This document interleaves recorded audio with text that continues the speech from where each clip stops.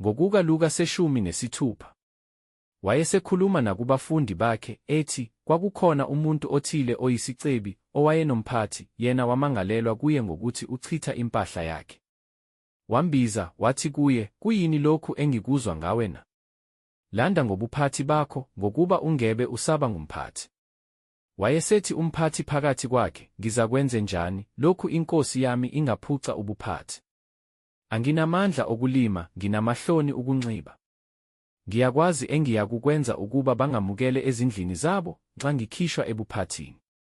Wababiza ngabanye abanamacala enkosini yakhe, wathi kowokuqala, unecala elingakanani enkosini yami na? Wathi, amabhati ayikhulu amafutha.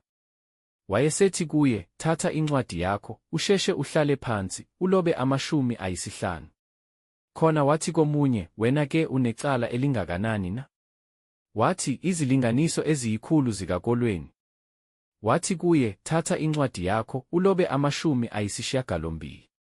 Inkosi yambabaza umphathi ongalungile ngokuthi wenze ngokuhlakanipha, ngokuba abantwana balesi sikhathi bahlakaniphile esizukulwaneni sabo kunabantwana bokukhanya. Nami ngithi kini, zenzeleni nina abahlobo ngokukaMamona ongalungile, ukuze kuthi, nxa kuphelile, banamukele ezindlini eziphakade. Othembekile kokuncinyane uthembekile nakokukhulu, ongalungile kokuncinyane kalungile nakokukhulu. Ngakho uma beningathembeki kokukaMamona ongalungile, ubani oyakuniphathisa okuyikhona na? Futhi uma beningathembeki kokomunye, ubani oyakuninika okungokwenu na? Akukho nceku engakhonza amakhosi amabili, ngokuba kokunye iyakuzonda enye, ithande enye, noma ibambelele kwenye, iyeyise enye. Ningeze nakhonza uNkulunkulu noMamona. AbaFarisi ababethanda imali bakuzwa konke lokho, bamklolodela. Wayesethi kubo, nina ningabazishaya abalungileyo emehlweni abantu, kepha uNkulunkulu uyazazi izinhliziyo zenu, ngokuba lokho okuphakemeyo phakathi kwabantu kuyisinengiso emehlweni kaNkulunkulu.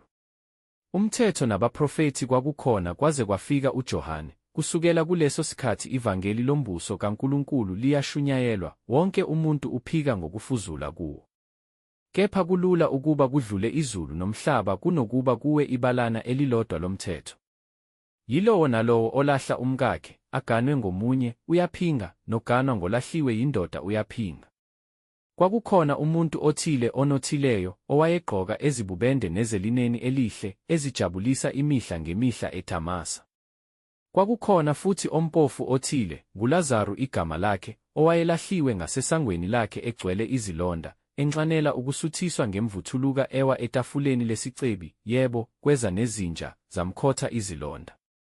Kwasekuthi wafa ompofu, wathwalwa yizingelosi, wasiwa esifubeni sika-Abrahama, nesicebi safa, sembelwa.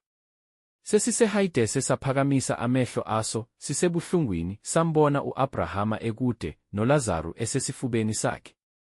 Samemeza sathi, Baba Abrahama, ngihawukele, uthume uLazaru, acobhoze isihloko somunwe wakhe emanzini, aphozise ulimi lwami, ngokuba ngiyahlushwa kuleli langabi. Kepha u-Abrahama wathi, Ndodana, khumbula ukuba wamukela okuhle kwakho usesekuphileni noLazaru kanjalo okubi, kodwa manje uyaduduzwa yena lapha, wena uyahlushwa.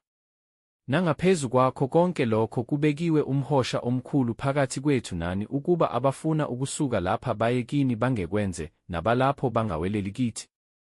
Sasesithi, njalo ngiyakucela, Baba, ukuba umthumele endlini kaBaba, ngokuba nginabafowethu abayisihlanu, ukuze afakaze kubo, bangezi nabo kule ndawo yobuhlungu. Kepha u-Abrahama wathi, banomose nabaprofethi, mabezwe bona. Sathi-ke, cha, Baba Abrahama, kodwa uma kusuka umuntu kwabafileyo, aye kubo, bayakuphenduka. Kepha wathi kuso, uma bengalaleli uMose nabaprofethi, kabayikuvunyiswa, noma kuvuka umuntu kwabafileyo.